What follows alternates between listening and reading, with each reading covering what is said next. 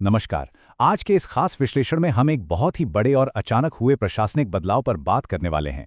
पश्चिम बंगाल सरकार ने अवैध निर्माणों को लेकर अपने रवैये में एक बड़ा और आक्रामक शिफ्ट किया है।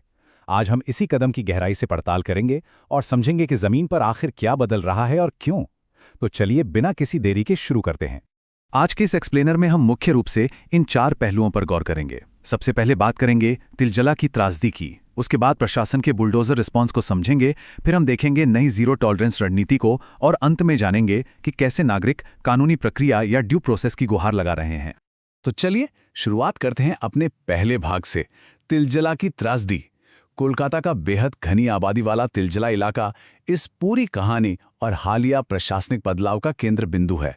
यहीं से इस सख्त कार्रवाई को असल चिंगारी मिली। अब जरा टाइमलाइन पर गौर कीजिए। इससे समझ आता है कि चीजें कितनी तेजी से आगे बढ़ें। 12 मई को एक फैक्ट्री में भयानक आग लगती है। उसके बाद जांच में 2 लोगों की मौत और सुरक्षा में भारी खामियां उजागर होती हैं। और फिर तुरंत एक्शन होता है, गिरफ्तारियां और अवैध निर्माण पर बुलडोजर। मतलब देखते ही देखते एक त्रासदी एक बड़े प्रशासनिक एक्शन में बदल गई।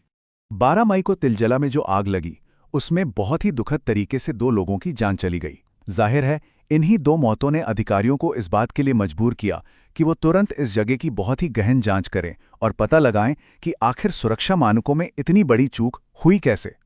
और जब जांच हुई ना, तो जो सच सामने आया वो वाकई चौंकाने वाला था। फैक्ट्री के पास कोई फायर सेफ्टी क्लियरेंस नहीं था। बिजली सुरक्षा मानकों का तो पूरी तरह से अभाव था। हद तो तब हो गई जब पता चला कि यह पूरा काम बिना किसी स्वीकृत नक्शे या ब्लूप्रिंट के हो रहा था। इन सब के आधार पर प्रशासन ने इस पूरे ढांचे को ही अवैध घोषित कर दिया। और यहीं से आता है हमारा दूसरा भाग, द बुलडोजर रिस्पॉन्स।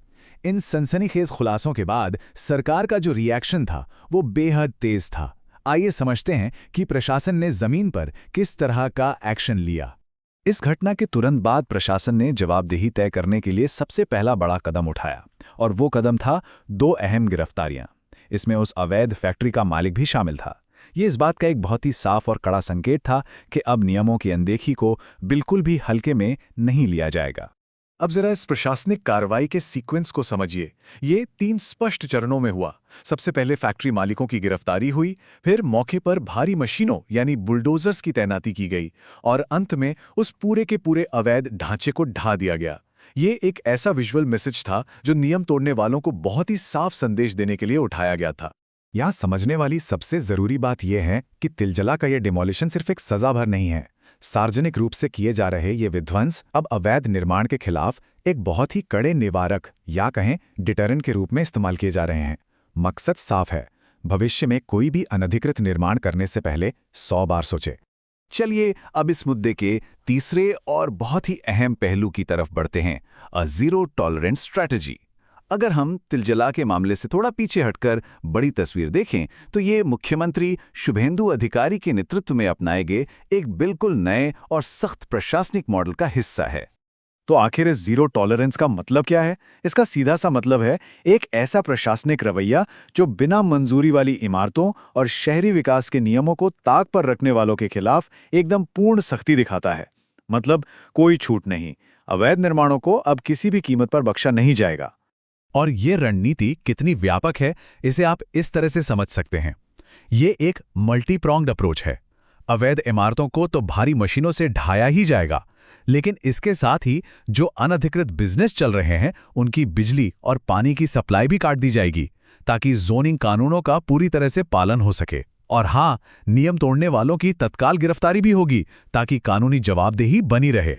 अब यहाँ हमारे सामने 2 बिल्कुल अलग तरह के गवर्नेंस मॉडल उभर कर आते हैं। एक तरफ है सख्त प्रवर्तन मॉडल, जो भारत के कुछ अन्य राज्यों की तरह ही अवैध ढांचों को तुरंत ढाकर एक इंस्टेंट डिटरेंट या खौफ पैदा करता है। वहीं दूसरी तरफ है हमारा पारंपरिक कानूनी प्रक्रिया या ड्यू प्रोसेस का मॉडल, जहां प्रभावित पक्षों को अपने कागजात पेश करने और खुद को सही साबित करने के लिए समय दिया जाता है। और यहीं से हमारा चौथा और आखिरी हिस्सा शुरू होता है, प्लीज फॉर ड्यू प्रोसेस।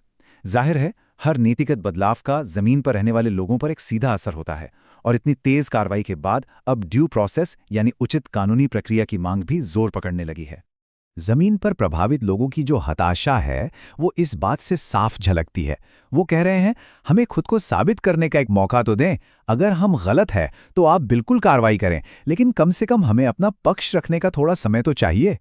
यहाँ ध्यान देने वाली बात यह है कि ये लोग जांच के खिलाफ नहीं हैं, बल्कि सिर्फ अपने बचाव का अधिकार मांग रहे हैं। तो अब हो ये रहा है कि प्रभावित लोग सक्रिय रूप से मुख्यमंत्री से अपील कर रहे हैं। उनका मानना है कि बिना किसी औपचारिक सुनवाई के ऐसे रातों रात बुलडोजर चला देना अन्याय है। इसीलिए वो कम से कम 24 घंटे के कानूनी स्टे ऑर्डर की मांग कर रहे हैं, ताकि उन्हें कोर्ट का दरवाजा खटखटाने की मोहलत मिल सके। तो अंत में ये सब हमें एक बहुत ही बड़े और अहम सवाल पर लाकर खड़ा कर देता है।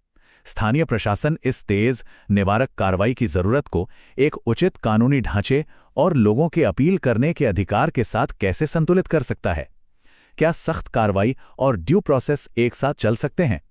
इस अहम सवाल के साथ हम आज का ये विश्लेषण यहीं खत्म करते हैं। उम्मीद है ये जानकारी आपके लिए उपयोगी रही होगी। जुड़ने के लिए बहुत बहुत धन्यवाद।